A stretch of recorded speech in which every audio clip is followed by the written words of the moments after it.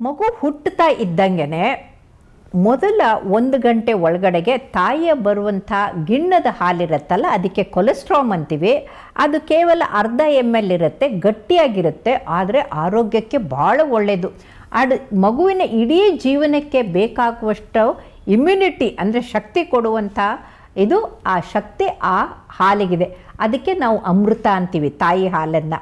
ಅದು ಒಳಗಡೆ ಹೋದಾಗ ಮೊದಲ ಬಾರಿ ಇಡೀ ಕರಳ ಮುಖಾಂತರ ಅಲ್ಲಿ ಒಂದು ಲೇಯರ್ ಆಗಿಬಿಟ್ಟು ಅಲ್ಲಿ ಇಮ್ಯೂನ್ ಬಾಡೀಸು ಆ್ಯಂಟಿಬಾಡೀಸು ಉತ್ಪತ್ತಿ ಆಗೋಕ್ಕೆ ಕಾರಣ ಆಗುತ್ತೆ. ಹಾಗಾಗಿ ಹಳೆ ಪಿಕ್ಚರ್ಗಳು ನೋಡಿರ್ಬೋದು, ಮಾಕ ದೂದ್ ಪಿಯಾ ಆಯಿತು ಆ ಜಾವ್ ಅಂತ, ಅಂದರೆ ಯಾರು ತಾಯಿ ಹಾಲು ಕುಡಿದಿರ್ತಾರೋ ಅವರು ಗಟ್ಟಿ ಇರ್ತಾರೆ ಅಂತ.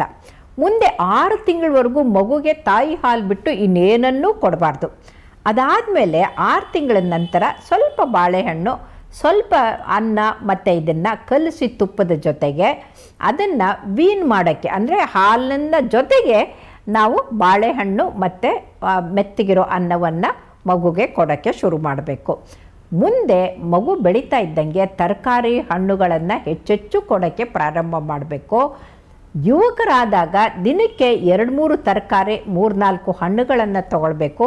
ಹಣ್ಣಿನ ರಸವನ್ನು ಕುಡಿಬೇಕು. ಆದಷ್ಟು ಸಾತ್ವಿಕ ಆಹಾರವನ್ನು, ರೊಟ್ಟಿ ಎಲ್ಲ ತಗೊಳ್ಬೇಕು. ಅದರಲ್ಲೂ ಈರುಳ್ಳಿ ಬೆಳ್ಳುಳ್ಳಿಯನ್ನು ತಗೊಂಡ್ರೆ ಹಾರ್ಟ್ ಅಟ್ಯಾಕ್ ಆಗೋದನ್ನು ನಿಲ್ಲಿಸ್ಬೋದು. ಇದು ವೈಜ್ಞಾನಿಕವಾಗಿ ಗೊತ್ತಾಗಿದೆ. ಕೊಲೆಸ್ಟ್ರಾಲ್ ಕೂಡ ಕಡಿಮೆ ಆಗುತ್ತೆ. ಫ್ಲ್ಯಾಕ್ಸ್ ಸೀಡ್ ಅಂತಿದೆ, ಅಗಸೆ. ಆ ಅಗಸೆ ಚಟ್ನಿಯನ್ನು ತಿಂದರೂ ಕೂಡ ಹಾರ್ಟ್ ಅಟ್ಯಾಕ್ ಆಗೋದು ಕಡಿಮೆ ಅಂತ ಗೊತ್ತಾಗಿದೆ. ಹಾಗಾಗಿ ಆಹಾರ ಪದ್ಧತಿಯಲ್ಲಿ ನಾವು ಸಸ್ಯಾಹಾರ, ಸಾತ್ವಿಕ ಆಹಾರ, ಸಮತೋಲ ಆಹಾರ, ಅದರ ಜೊತೆಗೆ ನಮಗೆ ಮೈಕ್ರೋ ನ್ಯೂಟ್ರಿಯೆಂಟ್ಸ್ ಬರುವಂಥ ಹಣ್ಣು ತರಕಾರಿಗಳನ್ನು ತಗೊಳ್ಬೇಕು.